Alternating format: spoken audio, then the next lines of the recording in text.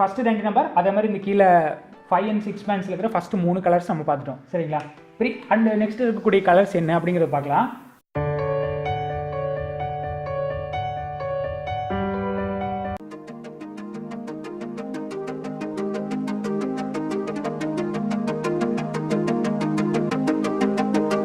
இப்போ அடுத்து இருக்கக்கூடிய கலர் இந்த 3 இல்லாமல் அடுத்து இருக்கக்கூடிய கலரை மல்டிப்ளையர் அப்படின்னு சொல்லுவோம்.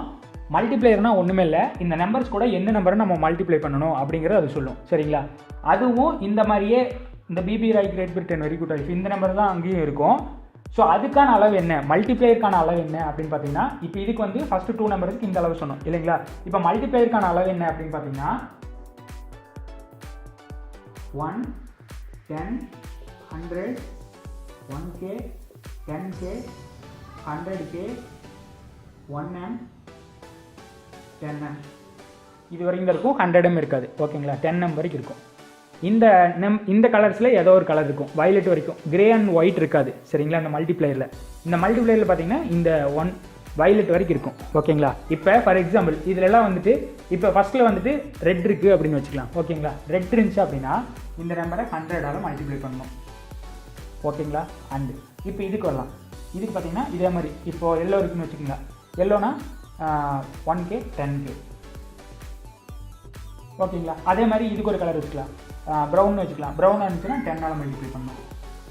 ஓகேங்களா? இந்த மல்டிப்ளை பண்ணதுக்கப்புறம் வர்ற ஆன்சர் தான் இதோட ஓம். சரிங்களா? இப்போ இதுக்கு பார்த்தீங்கன்னா 25 × 100 இது வந்து 2.5 × 1000 எழுதுங்களா? அப்போ 2.5 × 1000 பார்த்தீங்கன்னா 2.5 கிலோ ஓம்.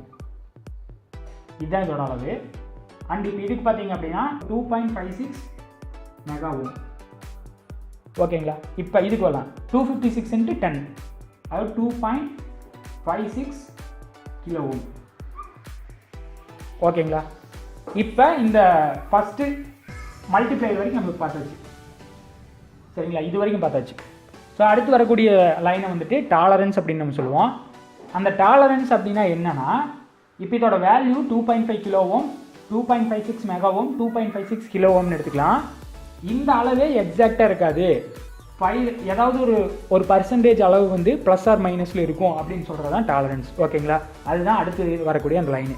சரி, அந்த லைனில் என்னென்ன இருக்கும் அப்படின்னு பார்த்தீங்கன்னா சில்வர், கோல்டு, இந்த 2 கலர்ஸ் இருக்கும். ஓகேங்களா?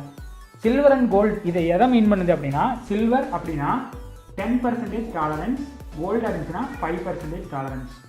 இதை மீன் பண்ணுறதுக்கு தான் இந்த 2 யூஸ் பண்ணியிருப்பாங்க. ஓகேங்களா?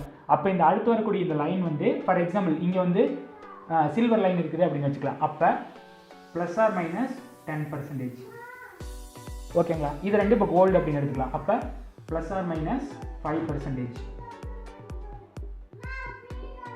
இதுதான் இந்த டாலரன்ஸ் அப்படிங்கிற லைன் மீன் பண்ணுது. ஓகேங்களா? இப்போ இது என்ன அப்படிங்கிறத நம்ம புரிஞ்சுருக்கோம்.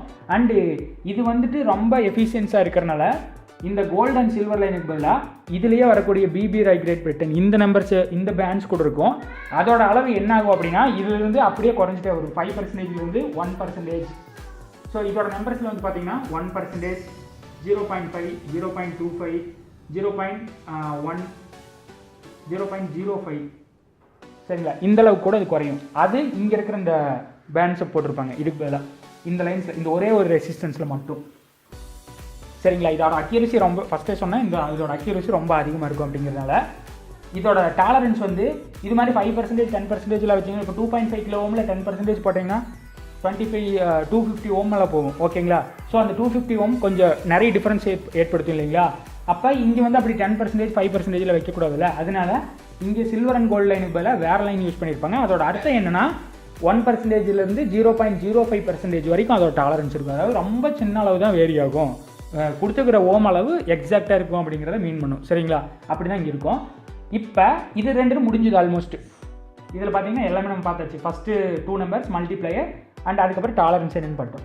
இப்போ இந்த 6 பேண்ட்ஸ் இருக்கிற ரெசிஸ்டன்ஸில் பார்த்தீங்கன்னா எக்ஸ்ட்ரா இன்னொரு லைன் இருக்குது, இன்னொரு பேண்ட் இருக்குது. சரிங்களா? அந்த பேண்டோட அளவு என்ன அப்படிங்கிறத நம்ம பார்க்கலாம். இந்த பேண்ட் எதை மீன் பண்ணும் அப்படின்னா டெம்பரேச்சர் கோஎஃபிஷியன்ட். இது ரொம்ப அக்யூரசி அதிகமாக இருக்கிறனால இதுக்கு எக்ஸ்ட்ரா டெம்பரேச்சர் கோஎஃபிஷியன்ட் அப்படிங்கிற ஒன்றையும் கொடுத்துட்றாங்க. சரிங்களா? ஸோ இந்த டெம்பரேச்சர் கோஎஃபிஷியன்ட் எப்படி மீன் பண்ணியிருப்பாங்க, இதே லைன்ஸில் மீன் பண்ணியிருப்பாங்க. இந்த blue or black, red, orange இப்படி இருக்கும். ஸோ அதோட அளவு எப்படி இருக்கும் அப்படின்னா ஏதாவது ஒரு அளவு கொடுத்துருப்பாங்க. 200 ppm, அதே மாதிரி 100 ppm. இப்படின்னு கொடுத்துருப்பாங்க. இதில் ஏதாவது ஒரு அளவை இந்த கடைசி லைன் மென்ஷன் பண்ணும். சரிங்களா? ஸோ அப்போ இங்கே என்ன லைன் இருக்கோ அதுக்கு தகுந்த மாதிரி அதோட டெம்பரேச்சர் கோஎஃபிஷியன்ட் இருக்கும். இவ்வளோ டெம்பரேச்சர் வரைக்கும் அது தாக்கு பிடிக்கும். ஸோ இதில் வந்து கொடுத்துருக்க மாட்டாங்க. டெம்பரேச்சர் கோஎஃபிஷியன்ட் அவசியம் கிடையாது. கொஞ்ச நேரம் நீங்கள் ஒர்க் பண்ணதுக்கப்புறம் பார்த்தீங்கன்னா ரெசிஸ்டன்ஸோட அளவு மாறுறதை நீங்கள் பார்க்கலாம். இப்போ நம்ம ஆர்டினரியாக யூஸ் பண்ணுற ரெசிஸ்டரை எடுத்துகிட்டு பிரெட் போர்டில் கனெக்ட் பண்ணுறீங்க.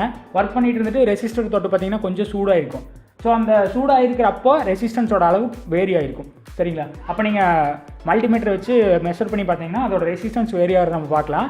அண்ட் அதை வந்து எவ்வளோ வேரி ஆகும் அப்படிங்கிறதையும் இந்த ரெசிஸ்டன்ஸில் மென்ஷன் பண்ணியிருப்பாங்க. இந்த 6 பேண்ட் இருக்கக்கூடிய ரெசிஸ்டன்ஸ், அந்த ரெசிஸ்டன்ஸில் அந்த லாஸ்ட் லைன் வந்து அந்த டெம்பரேச்சர் கோஎஃபிஷியன்ட் மென்ஷன் பண்ணும். ஓகே, ரெசிஸ்டன்ஸை பற்றி சொன்னது ரொம்ப யூஸ்ஃபுல்லாக இருந்திருக்கும்னு நினைக்கிறேன். இந்த வீடியோ உங்களுக்கு பிடிச்சிருந்தா உங்கள் ஃப்ரெண்ட்ஸோட ஷேர் பண்ணுங்கள். இதே மாதிரி maths, science and technology videos தமிழில் பார்க்குறதுக்கு ராமானுஜ அகாடமி சப்ஸ்கிரைப் பண்ணுங்கள். தேங்க்ஸ்.